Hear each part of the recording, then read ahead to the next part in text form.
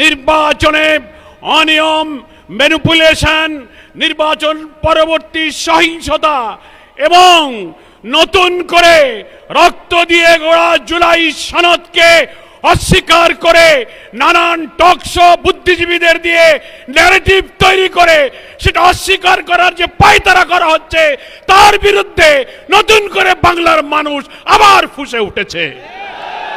আমরা পরিষ্কার বার্তা দিতে চাই, নির্বাচনে যে অনিয়ম হয়েছে, ফলাফল তৈরিতে, ফলাফল ঘোষণায়, প্রিজাইডিং পোলিংরা যখন ব্যালট গণনা করেছেন, সম্প্রচার হচ্ছে একের পর এক ফলাফল, হঠাৎ সম্প্রচার বন্ধ করে কি রহস্যের জাল করে বিরোধী দলীয় অর্থাৎ 11 দলীয় ঐক্যের একের পর এক বিজয়ের বার্তাকে থামিয়ে দেওয়া হয়েছে। সেই রহস্য জাতির কাছে প্রকাশ করতে হবে।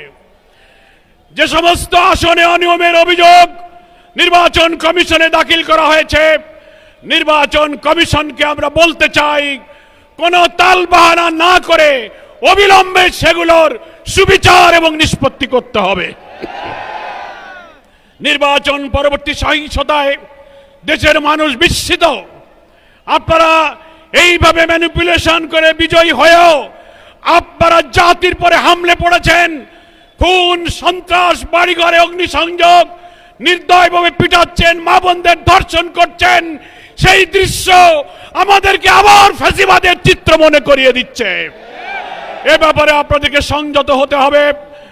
আপনাদেরকে আবার বলতে চাই, জুলাই সনদের সকল ফ্যাসিবাদ বিরোধী রাজনৈতিক দলগুলো যে আমরা স্বাক্ষর করেছিলাম, সেই সনদের সমস্ত বিষয় যা গণভোটে আনা হয়েছে, বিপুল ভোটে জয়যুক্ত হয়েছে। দুঃখের বিষয়, বাংলাদেশের অনেক ভোট কেন্দ্রে আমরা লক্ষ্য করেছি ধানের শীষের ভোট আর গণভোটে না ভোট সমান সংখ্যক এসেছে। 500 ধানের শীষ 500 না, 1200 ধানের শীষ 1200 না। তাতে বোঝা যায় সিন্ডিকেট করে বিএনপির আভ্যন্তরীণ ভাবে গণভোটে না ভোটের পক্ষে তারা ক্যাম্পেইন করেছে।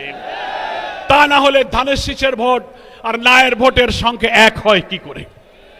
এখন নির্বাচনের পরে টকশোতে অনেক বুদ্ধিজীবী তথাকথিত পেইড সাংবাদিক নামের কিছু বুদ্ধিজীবীরা সরকারের দালালি করে প্রশ্ন তুলছেন, জুলাই সনদে যা যা স্বাক্ষরিত, যা যা ঐক্যমত, সেইগুলো সবকিছু সরকার মানতে বাধ্য নয়।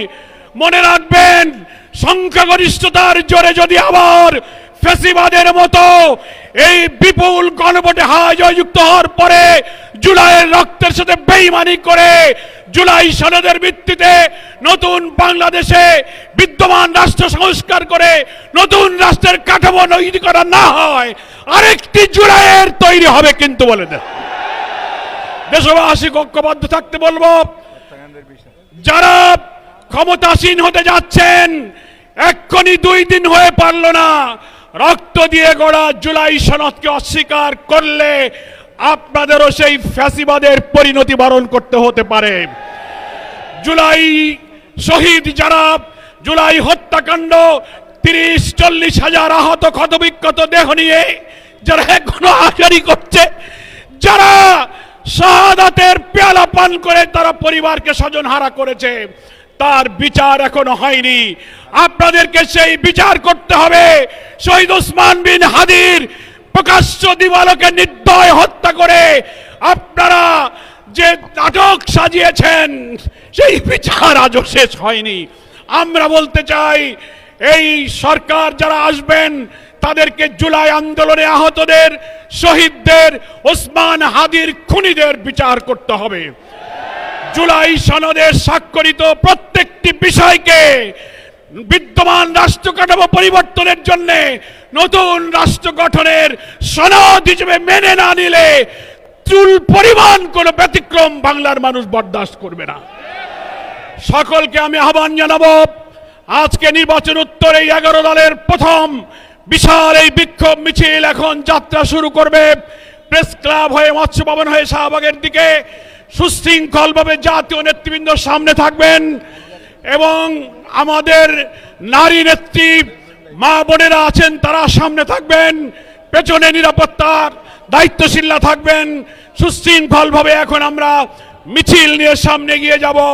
সারা দেশের মানুষকে, ঢাকা রাজধানীর জনগণকে ধন্যবাদ জানিয়ে 11 দলীয় ঐক্যের সাথে থেকে জুলাই সনদের দাবি পূরণে রাজপথে এবং সংসদে একসঙ্গে লড়াইয়ের প্রতিশ্রুতি দিয়ে আজকের এই সমাবেশ এখানেই সমাপ্ত করছি। আল্লাহ হাফেজ। বাংলাদেশ জিন্দাবাদ। 11 দলীয় ঐক্য জিন্দাবাদ।